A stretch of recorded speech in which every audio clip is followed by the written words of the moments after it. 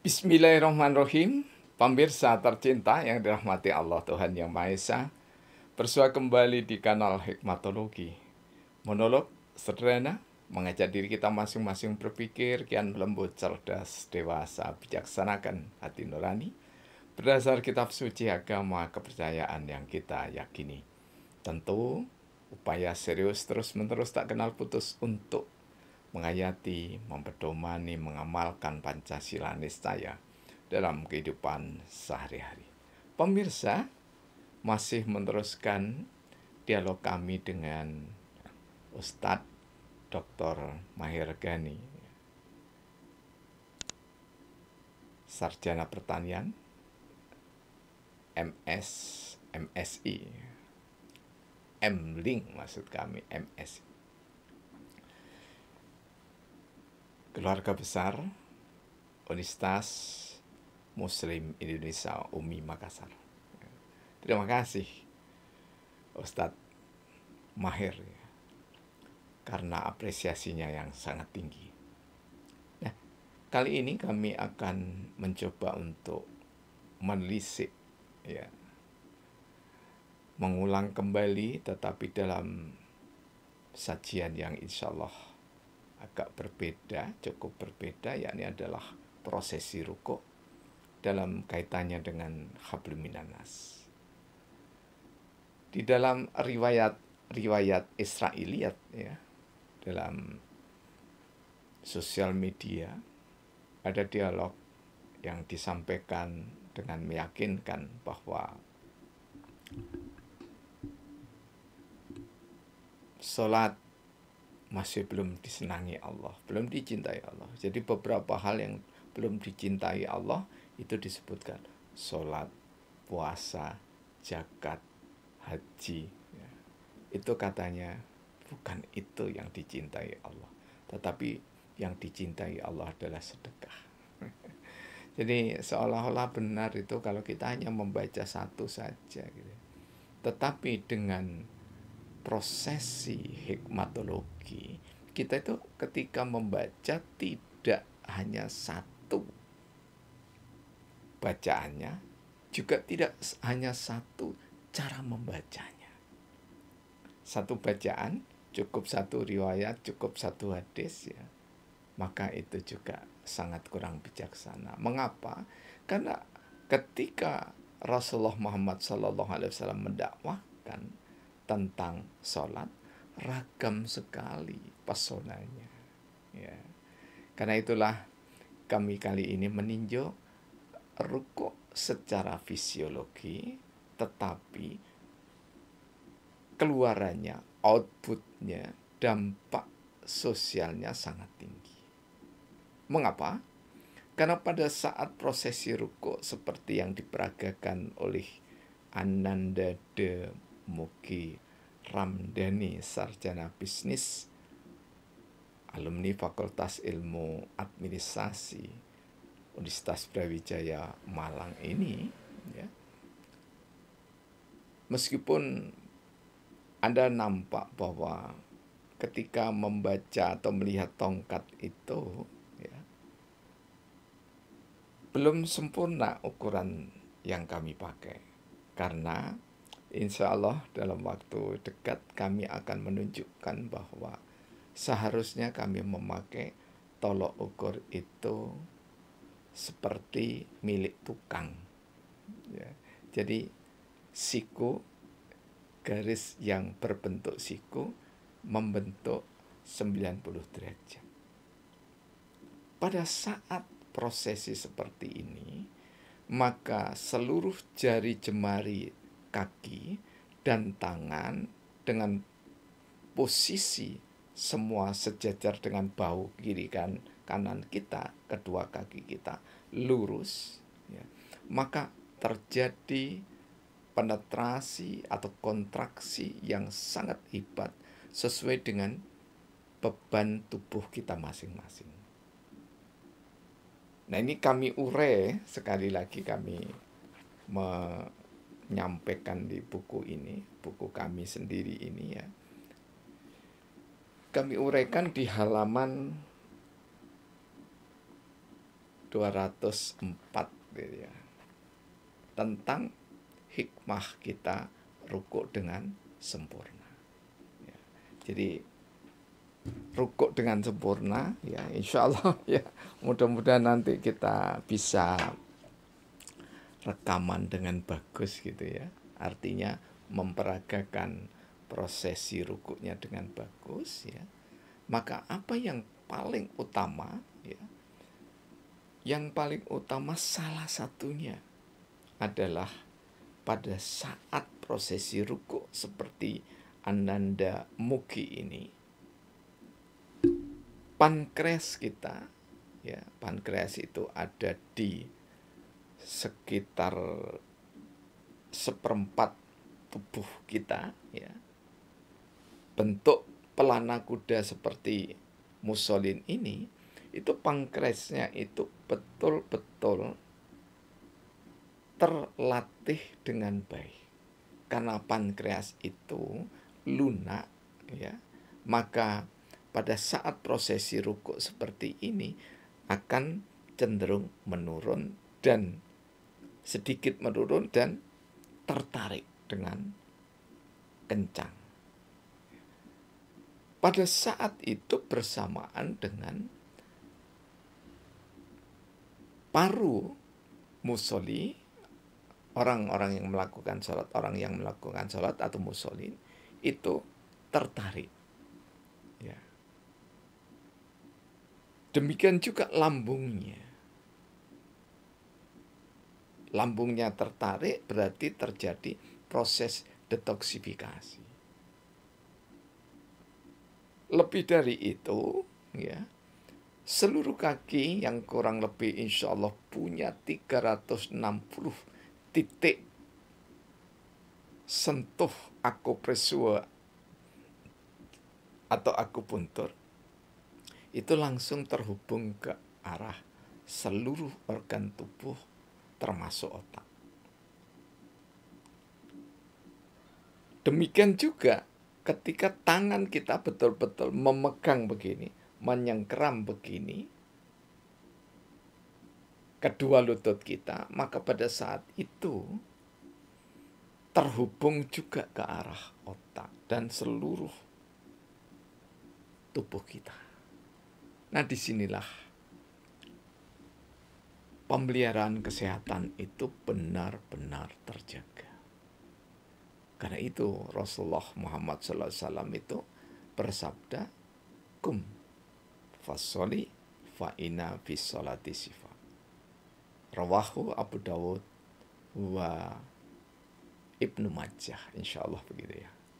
Kalau salah-salah dikoreksi. Ya. Jadi tegakkan sholat, karena di dalam sholat itu ada prosesi pencegahan ragam penyakit dan pengobatan ragam penyakit, tentu bagi yang masih mampu melakukan rukuk seperti peraga ini. Yang pertama, dengan terpeliharanya pankreas, di mana pankreas itu yang mengatur keseimbangan gula darah.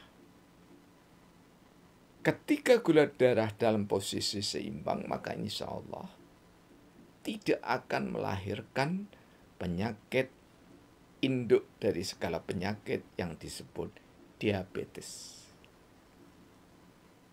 Karena ketika organ ini kurang berfungsi, pankreas itu kurang berfungsi, maka boleh jadi seseorang terkena diabetes mellitus. Jadi ketidakmampuan operasionalisasi dari pankreas sehingga terjadi terkadang naik drastis tapi terkadang turun drastis, atau ada yang naiknya pelan tetapi ada yang turunnya pelan, tidak normal. Ketika pankreas itu berjalan normal, terkendali normal, maka insya Allah tubuh kita itu akan sehat. Jadi tidak terkena. Yang kedua ya, tidak terkena insya Allah penyakit yang bertalian dengan jantung koroner atau segala ragam penyakit jantung. Kemudian yang ketiga, dari ruku itu tidak terkena Alzheimer antara lain. Jadi orang yang sehat secara jiwa dan raga sebagaimana dihaturkan oleh W.R. Supratman, bangunlah jiwanya, bangunlah raganya, maka seseorang yang sehat, dia mampu melakukan hablum minallah dengan baik dan mampu melakukan hablum minannas dengan baik pula. Ada keparipurnaan dalam tanda petik, ya, keparipurnaan hubungan dengan Allah dan hubungan dengan sesama manusia. Jadi hablum minannas jangan hanya sekedar saling bantu, ya. Seseorang bisa membantu ya sesama ketika orang dalam keadaan sehat. Mungkin ada yang mengatakan, bukankah kalau sakit bisa membantu orang? Karena ada sabda Rasulullah, wa idza maritu fahuwa yasfin, ya. Ini saya mungkin keliru ya. Wa idza maritu fahuwa yasfin, ya, betul ya. Jadi maksudnya Rasulullah itu ketika kita sakit, ya, itu yang menyembuhkan Allah. Nah, kemudian Rasulullah menandaskan bahwa kalau kamu sakit, maka bersedekahlah. Jadi kita percaya dalam Asy'ariyah itu bahwa Allah yang hadir menyembuhkan, tetapi di sisi yang lain, dengan sedekah itu Allah akan lebih memperhatikan sehingga kalau kita sakit akan dikaruniai pahala oleh Allah. Pada saat sakit bersedekah doa minimal pada sesama berarti ada hubungan hablum minannas, ya. Karena itu tidak jarang orang yang paham fikih sosial minta doa pada orang yang sakit dalam posisi orangnya masih cukup, ya, artinya cukup kesehatannya untuk berdoa. Jadi ketika melakukan prosesi rukuk dengan bagus, kita dapati juga hablum minannas dengan bagus. Kemudian pada saat rukuk seperti peraga ini, Mas Mugi, ya, maka pada saat itu Allah insya Allah menjamin lewat Rasulullah tadi jamin jelas itu, ya. Allah menjamin orang tidak akan mudah terkena stroke. Nah, pada saat orang yang sudah berusaha melakukan rukuk dengan bagus, jika niscaya Allah menguji dengan stroke, maka insya Allah akan diberikan kemudahan proses revitalisasi, proses penyembuhan, ya, recovery tubuhnya, jiwanya, itu akan lebih cepat dibanding dengan orang yang belum melakukan rukuk dengan sempurna. Yang jelas, jika kita terkena Alzheimer, maka boleh jadi teman yang akrab dulunya begitu ketemu lupa. Hanya beberapa hari tidak ketemu lupa. Yang susah nanti hanya 2 jam mengantar istrinya ke pasar, dia menemaninya ke pasar, nunggu di mobil, kemudian lupa. Karena lupa, ditinggal pulang. Karena Alzheimer atau kepikunan itu tidak saja diderita oleh orang-orang tua, tapi daya ingat yang turun itu juga bisa diderita oleh orang muda. Kemudian hikmah yang berapa ini? Keempat atau kelima ini, ya. Keempat, ya. Itu meningkatkan konsentrasi. Jadi orang yang rukuknya bagus, insya Allah kalau anak-anak kita mumpung usianya dini, rukuknya bagus, maka dia mudah diajari. Karena lebih fokus, lebih konsentrasi. Secara sosial, orang yang lebih fokus, ya, karena didasari dengan tauhid melalui rukuk diejawantahkan atau diwujudkan dalam rukuk, maka rukuk yang berarti juga menghormati sesama. Nah, itu insya Allah karena kecerdasan kolbunya bagus, maka kecerdasan otaknya juga bagus. Ketika kecerdasan kolbunya bagus dan otaknya bagus, maka secara kolbu dia memiliki moralitas yang baik. Berarti bisa bergaul dengan siapapun tanpa melecehkan.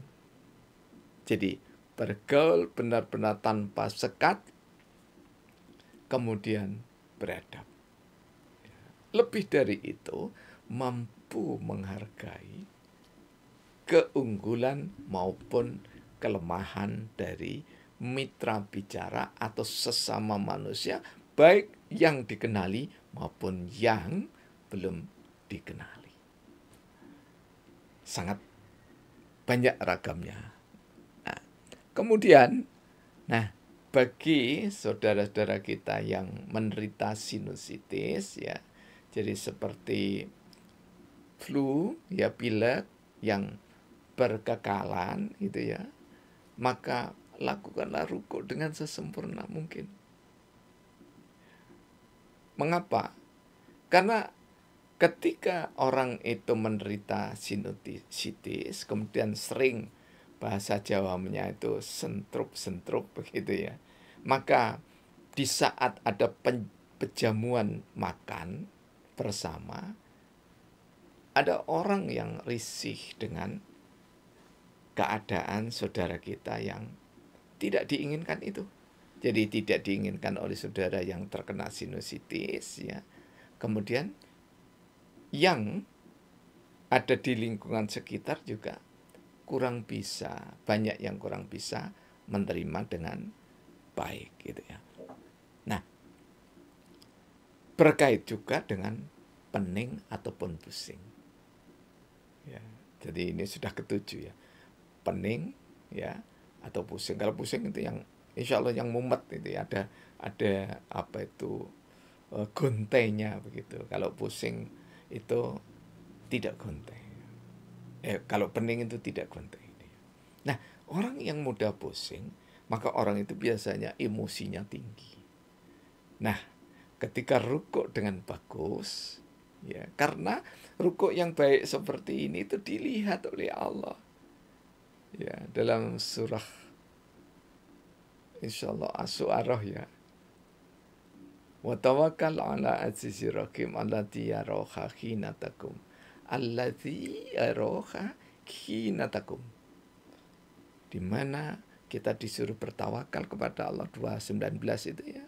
Kemudian diperintah juga untuk mengingat bahwasanya pada saat kita sholat, menegakkan sholat, ya, maka kita sedang dilihat oleh Allah. Dan dilihat oleh Allah harus kita ini hidup sehat. Kapan dilihat oleh Allah? Tidak saja pada waktu sholat, tapi juga di luar sholat. Mudah-mudahan ya yang cukup padat ini mampu untuk kita terapkan dengan baik. Karena kalau kita mengurai semuanya itu ada 360 titik, ya, maka setidaknya ada puluhan. Ini kalau di kami ini kami sudah tuliskan ya sampai dengan 44 macam penyakit utama yang bisa dihindari, ya. Nampaknya sederhana, pusing, pening itu, tetapi sangat mengganggu ketika kita harus menyelesaikan pekerjaan, apalagi kalau saudara-saudara kita yang setiran, ya.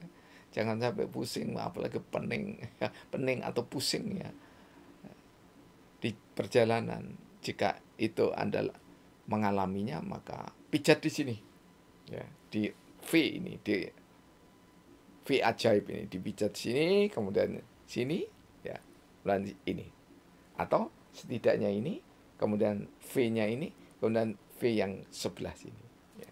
Itu bukan menggantikan rukuk itu, tapi bagian dari rukuk di mana kita masih belum melakukan sholat dalam perjalanan.